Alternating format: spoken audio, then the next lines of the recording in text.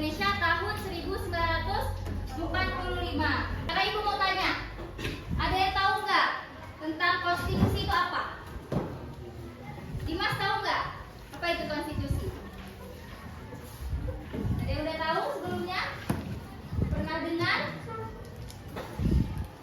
Oke, langsung aja. Jadi tujuan pembelajaran kita pada hari ini, pertamanya kalian peserta didik dapat memahami makna dari konstitusi dengan mengetahui jenis-jenis konstitusi itu sendiri dan juga fungsi dari konstitusi. Yang kedua, siswa sekalian peserta didik itu dapat memahami makna Undang-Undang Dasar Negara Republik Indonesia tahun 1945 serta kedudukan dari Undang-Undang Dasar 1945.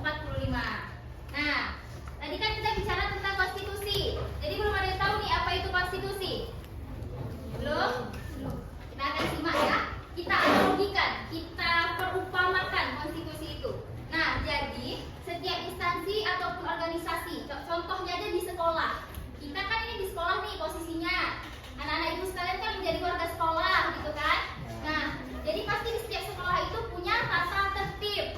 Ada yang tahu salah satu contoh tata tertib kita di sekolah apa? Apa tata tertib di sekolah?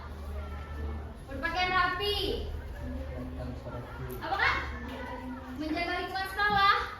Ada lagi? Datang tepat waktu. Masih ada yang telat nggak tadi pagi? Masih. Berarti dia melanggar tata tertib sekolah. Nah, jadi ibu umpamakan konstitusi itu tata tertibnya di sekolah yang mengatur warga sekolah tersebut.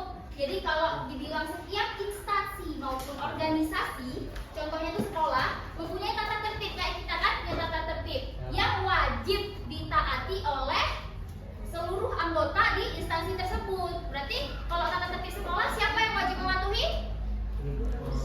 Warga sekolah, murid. Nah, tata tertib ini dibuat untuk apa? Untuk mengatur setiap perilaku, juga tindakan yang dilakukan oleh warga sekolah tersebut.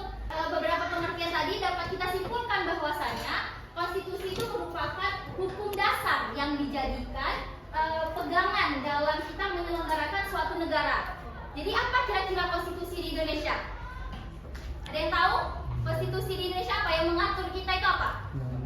Undang-Undang Dasar 1945. Nah, sekarang bertentangan dengan Undang-Undang Dasar tersebut, gitu. Nah, sekarang menurut siapa yang kedua? Miriam Budiarjo. Ada yang tahu?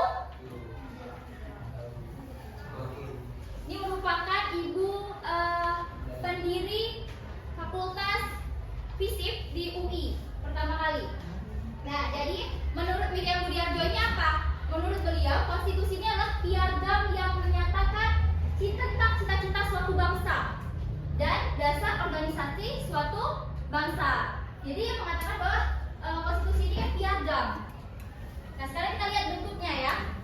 Bentuk dari konstitusi tidak tertulis. Ada yang tahu contohnya apa? Inggris itu dia konstitusinya nggak tertulis. Itu contoh negara yang tidak konstitusinya tidak tertulis. Kalau kita kan tadi ditolong dihafali. Oke.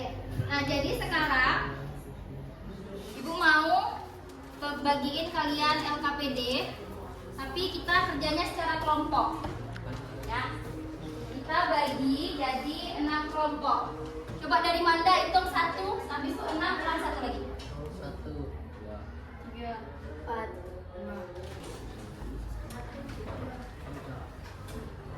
5. Nah, sekarang ingat nomornya masing-masing. Kelompok 1 bisa duduk di ujung sini. Yang dapat kelompok 1 siapa aja? Pindah ke sebelah sini ya.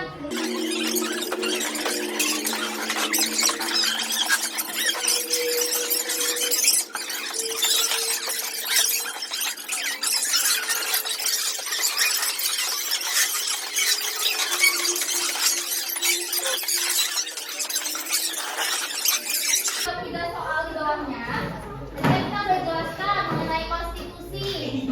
Jadi di lembar pertama ini kalian diminta untuk menjelaskan pemahaman kalian tentang konstitusi. Ini ada kolomnya 1 sampai 4. Nanti Ibu berikan potongan-potongan dari alineanya disusun.